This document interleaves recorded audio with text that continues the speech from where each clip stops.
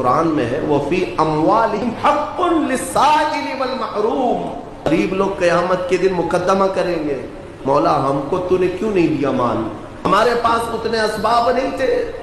رب تعالیٰ فرمائے گا تمہارا مال بھی دیا تھا امیروں کے پاس. غریب کہیں گے انہوں نے تو ہمیں نہیں دیا، ان کے پاس میں نے تمہارا حق رکھا تھا.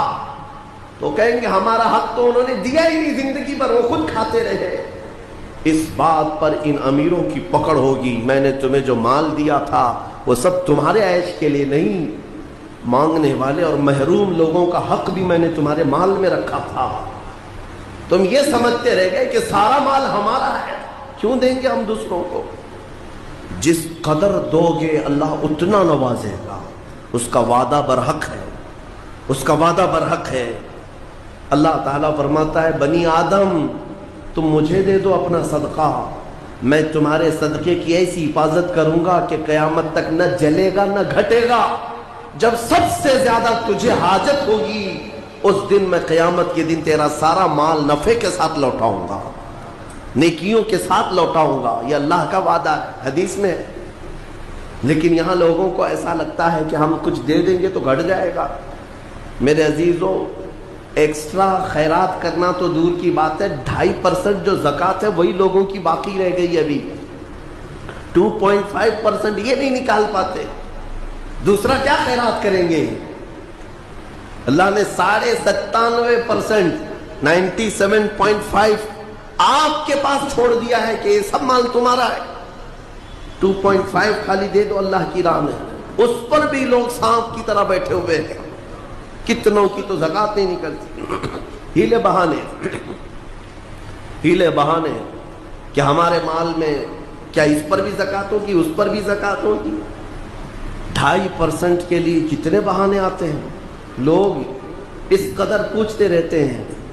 تم جب رات کے وقت عیاشی کرنے کے لیے جاتے ہو تو کسی سے سوال نہیں کرتے کہ یہ مال اتنا دوں یا نہیں دوں، اتنے کی ہوٹل بازی کروں یا نہیں کروں. کسی سے نہیں پوچھتے. اپنے من پسند چیزیں خریدنے کے لیے مارکیٹ میں جائیں تو کسی سے نہیں پوچھتے. لیکن اس کے لیے کئی مسائل پوچھے جاتے ہیں. کیا اس پہ بھی زکوٰۃ ہے؟ اس پہ بھی ہے. سونا ہے، چاندی ہے، مال تجارت ہے، دکانوں میں جو تمہارے مال رکھا ہوا ہے اس پر زکوٰۃ ہے، ہر سال زکوٰۃ ہے. تم نے اپنے زکوٰۃ اپنی دکان میں 10 لاکھ کا مال رکھا ہے تو اس پر زکوٰۃ ہے. 1 لاکھ کا مال رکھا ہے اس پہ زکوٰۃ ہے. اور تمہارے گھر میں سونا اور چاندی جو جمع ہے اس پر زکوٰۃ ہے. مسلسل میرے پاس سوال آتے ہیں کہ سونا بھی ہے ہمارے پاس، چاندی بھی ہے، لیکن پیسہ نہیں ہے، زکوٰۃ کیسے دیں گے؟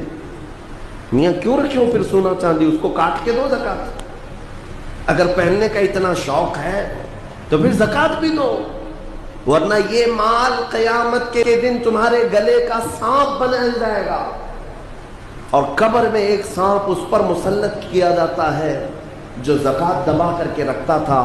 وہ اس کی ناک کی ہڈی کو قیامت تک چوستا رہے گا وہ سانپ، اور وہ ہٹانے کی کوشش کرے گا میت کہ ہٹ جا. تو سانپ اس سے کہے گا کہ کیوں تو مجھے ہٹاتا ہے؟ میں تیرا وہی پسندیدہ مال ہوں جس کو تو دبا کے رکھتا تھا.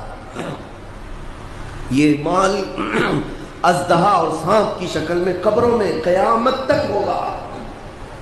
اپنے احساس کو زندہ کریں.